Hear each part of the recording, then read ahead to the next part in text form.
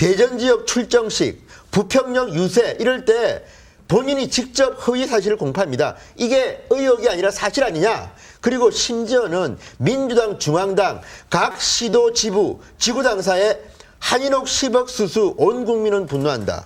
국민 혈세 10억, 한인옥은 반납하라. 한인옥이 누굽니까? 상대 후보의 부인입니다. 그런데 이렇게 한인옥을 10억을 받았다는 것을 동네방네 현수막에 걸어놓습니다.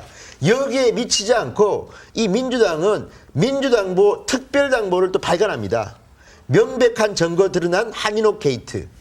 자, 이 정도의 허위사실을 유포했는데도 선거는 끝났고 이 선거 결과는 나중에 나왔고 노무현 후보는 대통령이 되었습니다. 이거 정말 저 이회창 후보 얼마나 억울하겠습니까? 이거야말로 불법 선거고 불법적 운동을 해야 될 사안인데 홍준표 지사는 말했지 않습니까? 이름에도 불구하고 이런 3대 이 네거티브에도 불구하고 우리는 선거 불복종 안 했다. 근데 이게 뭐냐? 이게 지금 홍준표 지사의 트윗입니다. 억울하기로 보자면 한나라당이 훨씬 더 억울하다 이런 얘기를 하는 이렇게 거죠. 사실을 했는데. 네, 민주당에서 한인옥 씨를 검찰이 고발했잖아요. 아, 검찰에 고발도 네, 했었나요? 고발했습니다. 한인옥 씨를 10억 수수 의혹 진상조사 특위까지 만들어서 그때 위원장이 천정배 의원이었죠. 검찰을 고발까지 한 사건입니다. 하지만 사실이 아닌 걸로 그렇게 결론이 났죠. 이거 완전히 아니면 말고 아닙니까? 그렇죠. 이게 아니요, 대통령 말고. 선거에서 이래도 되는 겁니까? 그래 당시에 한나라당 의원들이 태어나지 말았어야 될 정권이 태어났다라고 비판도 했었는데 그렇다고 지금처럼 이렇게 대선 불복까지 가지 않았습니다. 당시에는 또 어떤 일도 있었냐면은 뭐 부정선거 개표기, 전자개표 문제도 있었지만 그래도 당시에 지금 새누리당이지만 당시 한나라당은 지금처럼 나서서 이해창 후보가 이렇게 기자회견을 해서 문제 삼지 않았다는 것이죠. 그래서 지금과 너무너무 다르다. 어떻게 보면은 댓글 문제가 그렇게 큰 것인가. 그리고 김대엽 서른의 이 무차별하고 무자비한 폭로는 아무것도 아닌가.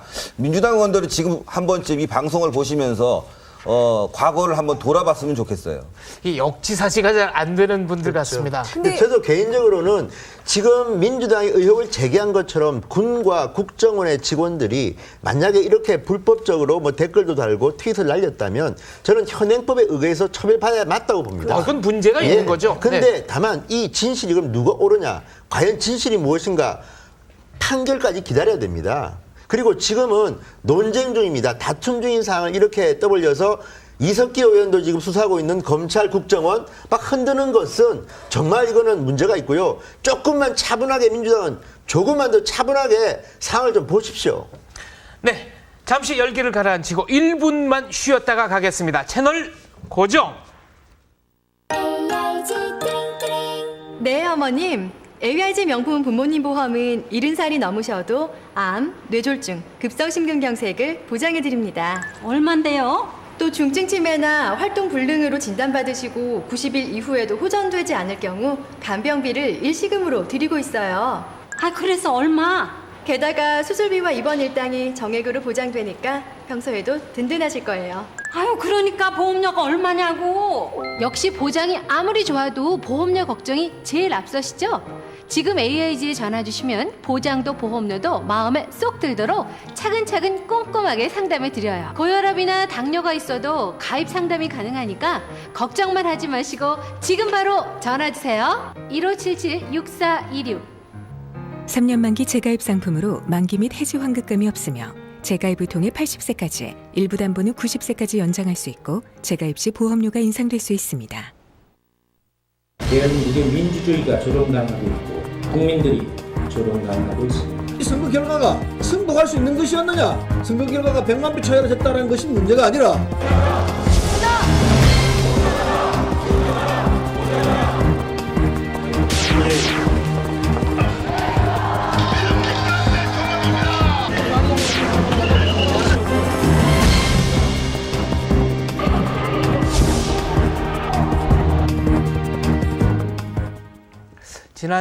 지난해 겨울에 그 대통령 선거 전날입니다. 투표 전날 이회창 전 총재가 박근혜 당시 후보를 찾아서 2002년에 이런 허위 사실 폭로로 고통을 받았다. 심경을 토로했다고요.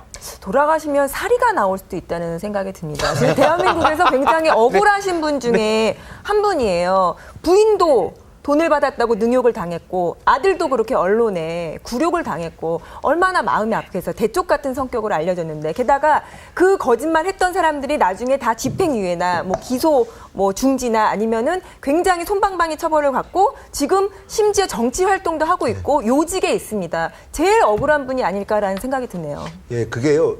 전날은 아니고요. 제가 알기는 12월 16일입니다. 아, 사흘 전이네요. 네, 사흘 전인데요. 이회창 전 총재가 그 박근혜 당시 새누리당 후보를 찾아봤습니다. 그리고 기자회견을 자청했습니다. 저 사진인데요. 전날 12월 16일 날 이회창 후보가 이회창 전 총재가 박근혜 후보를 찾아와서 저렇게 환담을 나눴는데요. 저 장면 뒤에 이제 본인이 자청해서 기자회견을 합니다. 그때 기자회견에서 정말 본인이 그동안에 가슴에 묻고 있던 발언들을 많이 했는데요. 이런 겁니다.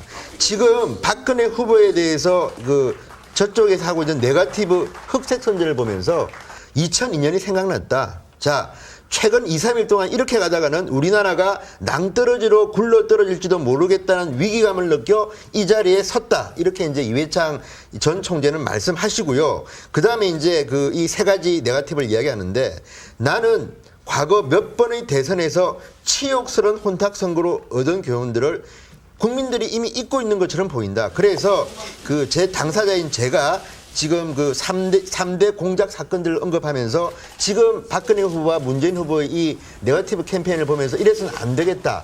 그래서 직접 당사를 찾아왔다. 이렇게 이제 이회창 후보는 말합니다. 그러면서 이제 과거에 이런 설명을 합니다.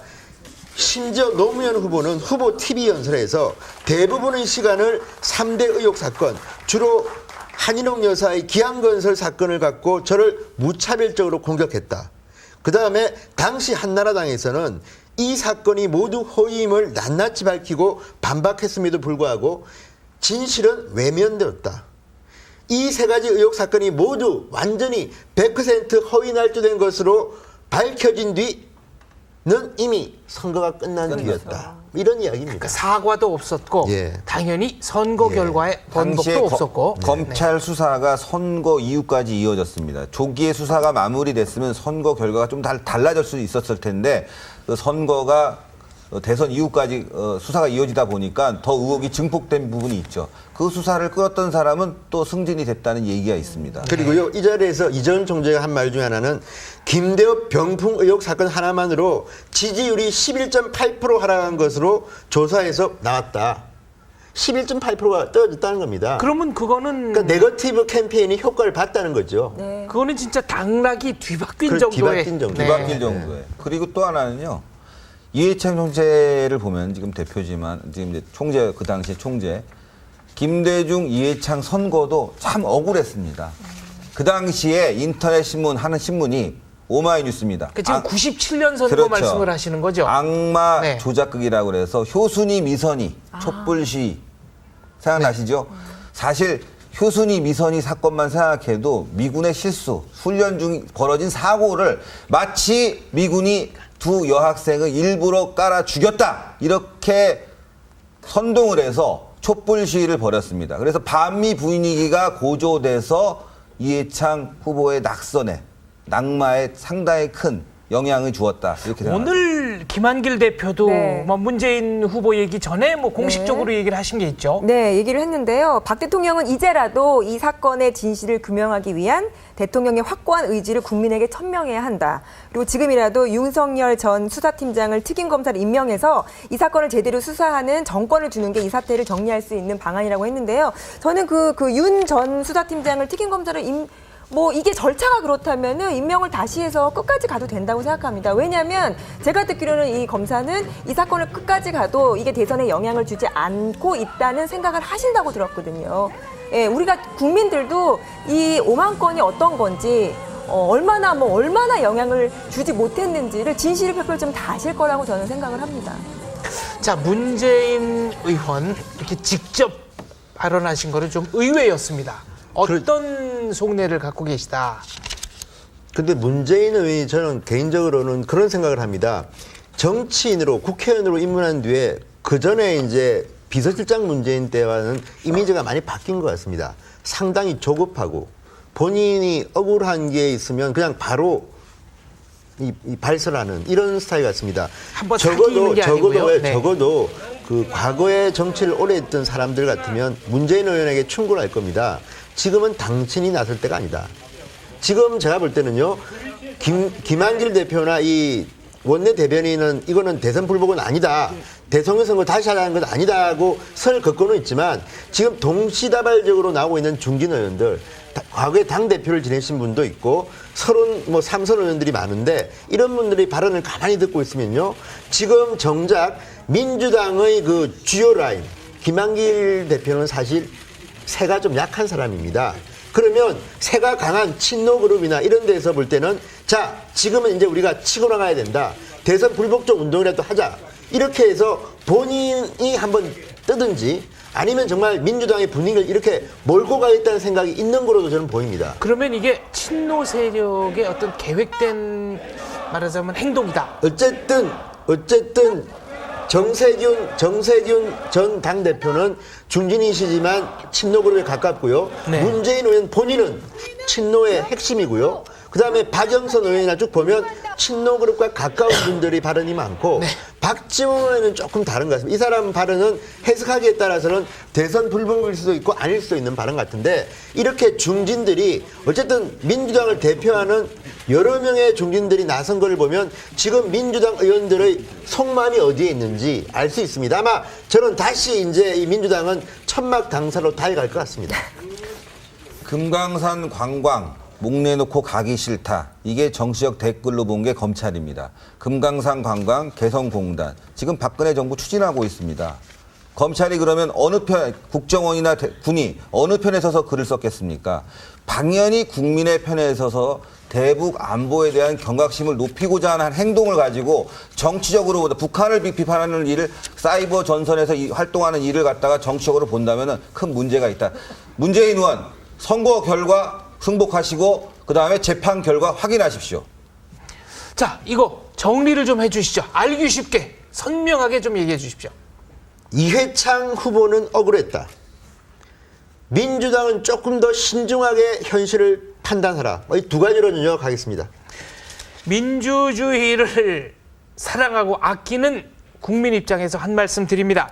선거로 잃은 것을 시위로 만회하려는 정치 세력에게는 미래가 없을 것 같습니다. 저희는 내일 이 시간에 다시 찾아뵙겠습니다. 시청해 주셔서 감사합니다.